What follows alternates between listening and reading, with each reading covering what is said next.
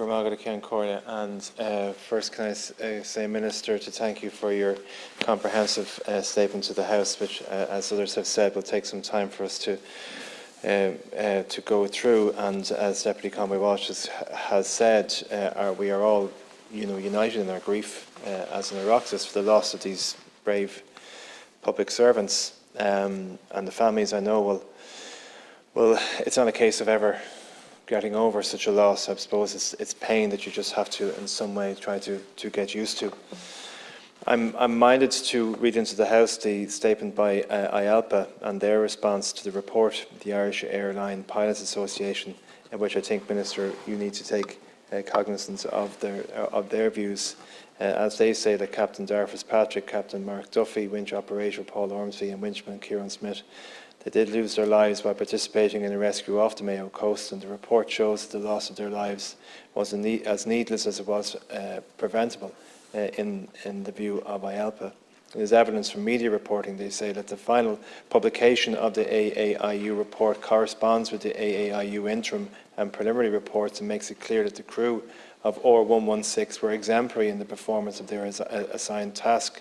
Planning, response, teamwork and communication was exactly what would have been expected from such a competent and seasoned crew on a flight led by such professional pilots. They were let down, in the view of IALPA, by a regulatory system which left them ill-equipped to do the vital work that the same system tasked them with.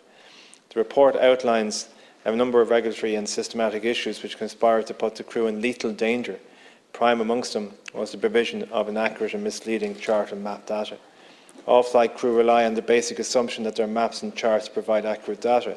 Few flight crews could be more reliant on that assumption of accurate data than the crew of a rescue helicopter operating offshore in challenging conditions outside their normal home base, scrambled at short notice to launch a rescue in the middle of the night at 1:45 in the morning.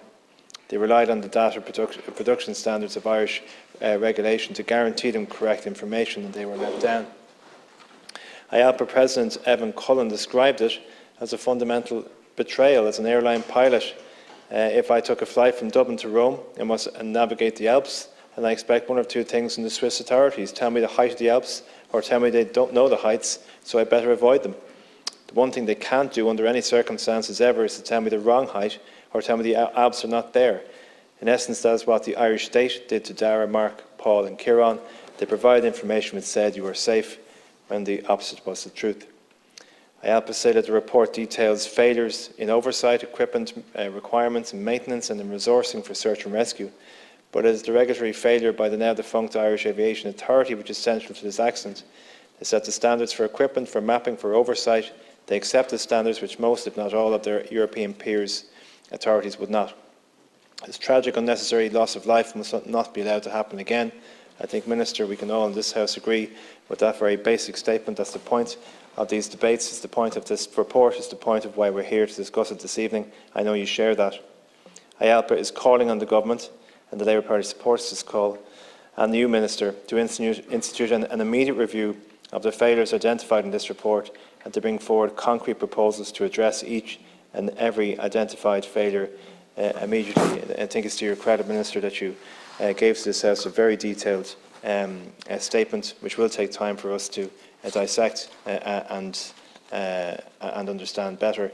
But in terms of what I was determined to do this evening was to put the voice of airline pilots into the record of the House, so to ensure that we never have to debate another tragedy of the nature and the magnitude of what happened to the 4 brave people who lost their lives in OR 116.